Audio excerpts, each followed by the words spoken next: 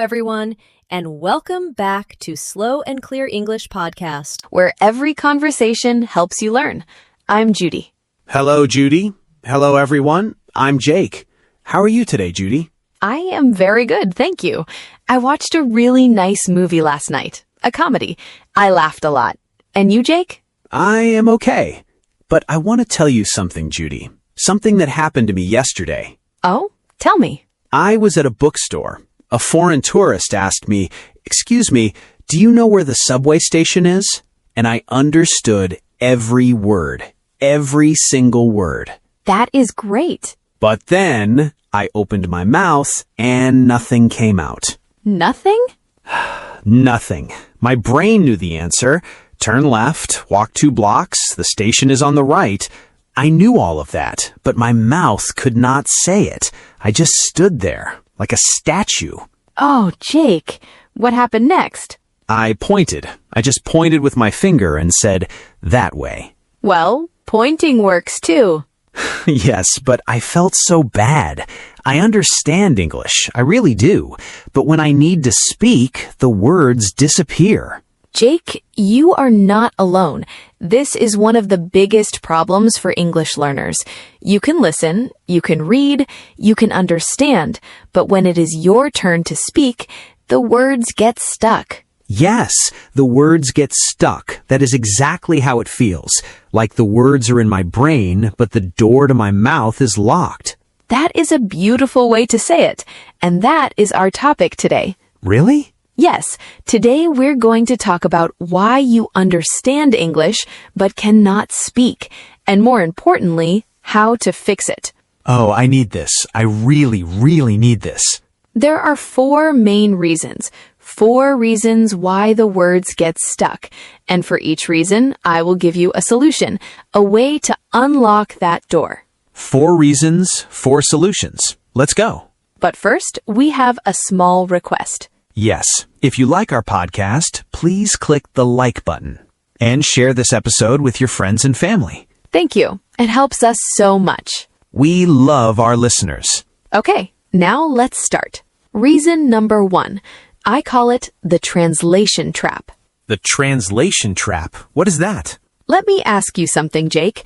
When someone speaks to you in English, what happens in your brain? Well, I hear the English words, then I translate them to my language, then I understand, then I think of my answer in my language, then I try to translate it back to English, then I try to say it. How many steps is that? 1, 2, 3, 4, 5. 5 steps? 5 steps. Every time you want to say one sentence, that is the translation trap. You are not speaking English, you are translating English. And translating takes time, a lot of time. That is why I'm so slow. By the time I finish translating, the other person is already talking about something else. Exactly. The conversation moves on, and you are still stuck on the last sentence. So what is the solution? Stop translating words. Start thinking in pictures. Pictures? Yes. Let me show you. When I say apple, what do you see in your brain? I see the word in my language, and then I see a red fruit. Okay. From now on, skip the first step. When you hear apple, go straight to the picture. The red fruit. No translation. Just the picture. Just the picture. Apple, red fruit, no words in between. Yes. Now try this. You want to say, I am hungry. Do not think in your language first. Think of the feeling. Your stomach is empty. You want food.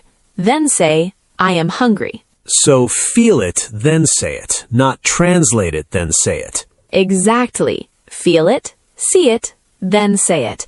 This is how you escape the translation trap. Let me try. I want to say, I went to the park this morning. Okay, I'm seeing the park, green trees, the path, my shoes on the ground. I went to the park this morning. Did you translate? No, I just saw the picture and the words came out. See? It works. That was faster, much faster. It takes practice, but every day it gets a little easier. Reason number 3.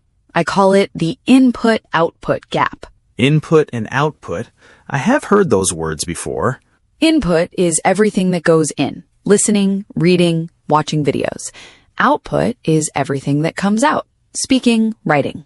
Okay, so what is the gap? Most English learners have a lot of input. They listen to podcasts, they watch movies, they read books, but they have very little output. They almost never speak. That sounds like me. I listen to English every day, but I almost never open my mouth. And that is the problem. Your ears are very strong. Your mouth is very weak. It is like going to the gym and only training your arms, but never your legs. One day you try to run and you fall down. Oh, because my legs are not trained. Exactly. Your mouth needs training too. Listening is not enough. You must practice speaking. But Judy, who do I speak to? I do not have English-speaking friends near me. You do not need another person. The best practice is talking to yourself. Talking to myself? People will think I am crazy. Maybe, but your English will be amazing. Here's what I suggest. Every day, pick one moment from your day and describe it in English, out loud, not in your head, out loud.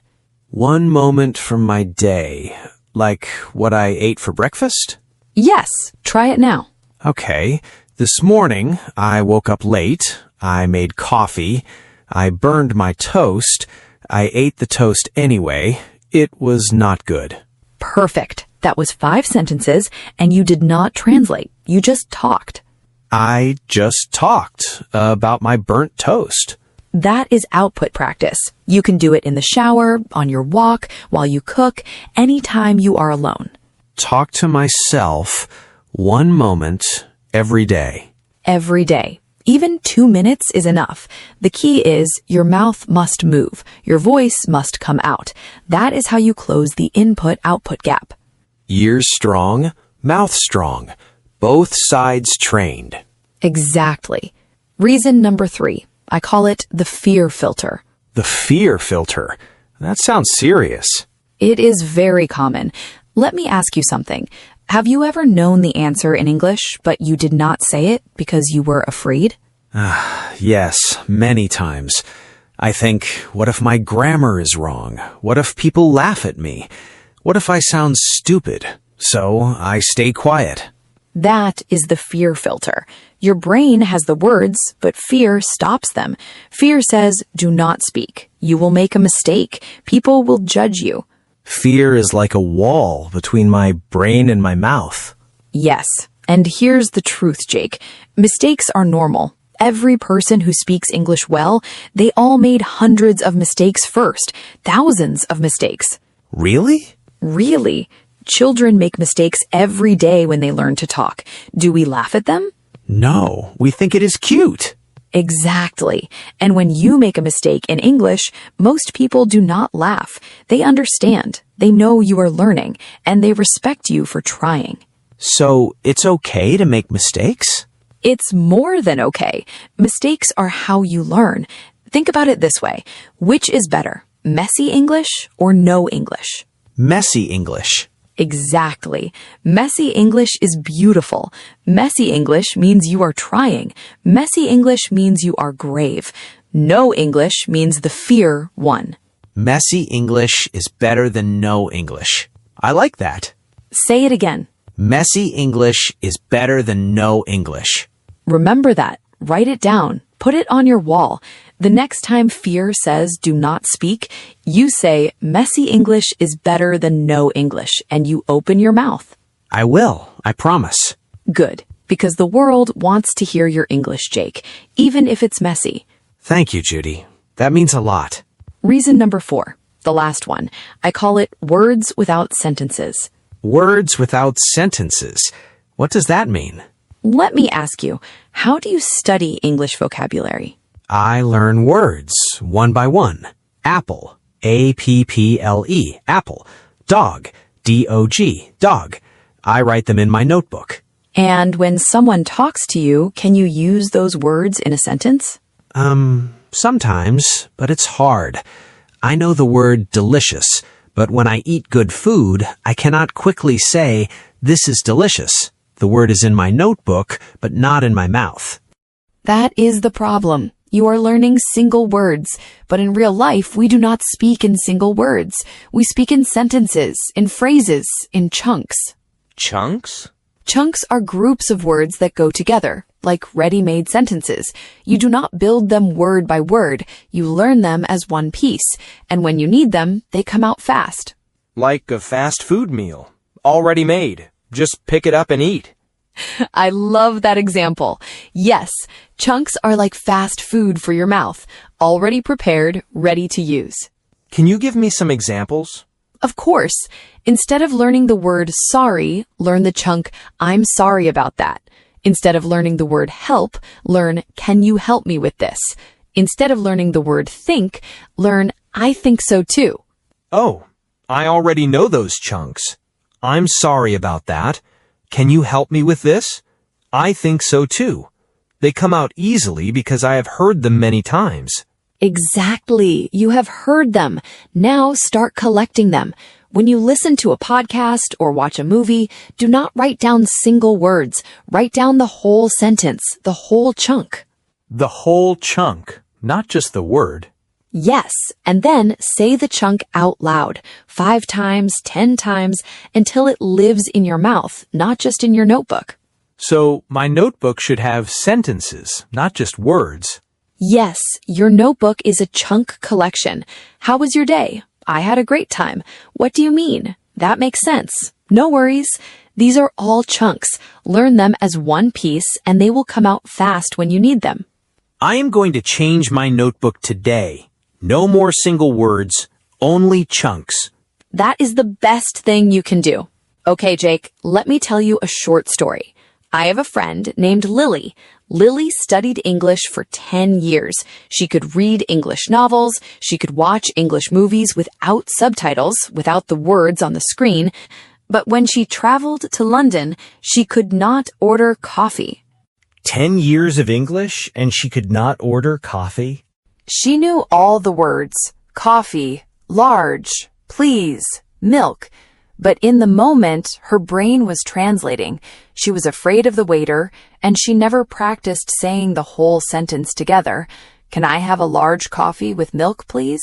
The translation trap, the fear filter, and words without sentences, all 3 reasons. Yes, but then Lily started talking to herself every day. She practiced chunks, she stopped being afraid of mistakes, and 3 months later, she ordered coffee in London, in English, with a smile. 3 months? That's fast. Because she fixed the 4 reasons. She stopped translating, she started speaking out loud, she stopped being afraid, and she learned chunks, not just words. If Lily can do it, we can do it too, right everyone? Absolutely. You can do it. We believe in you. Okay, let's review. Yes, let's see what we learned. Today, we talked about why you understand English but cannot speak. Yes, reason 1 is the translation trap. We translate in our heads. The solution is to think in pictures, not words. Good. And reason 2 is the input-output gap. We listen a lot but speak very little. The solution is to talk to yourself every day. Reason 3 is the fear filter. We are afraid of making mistakes. The solution is to remember messy English is better than no English. And reason 4 is words without sentences. We learn single words but not chunks. The solution is to learn ready-made sentences. The translation trap, the input-output gap, the fear filter, words without sentences. 4 reasons, 4 solutions. Perfect. You remembered everything. I learned a lot today. Me too. Well, that's all the time we have for today. Thank you, everyone. It was fun. Give this episode a like. And share it with a friend. Now, we have a question for you today. Yes, please leave a comment below. Tell us, which reason is your biggest problem? The translation trap, the input-output gap, the fear filter, or words without sentences? Pick one and tell us in English. We would love to read your answers. See you next time. Bye, everyone. Keep practicing your English.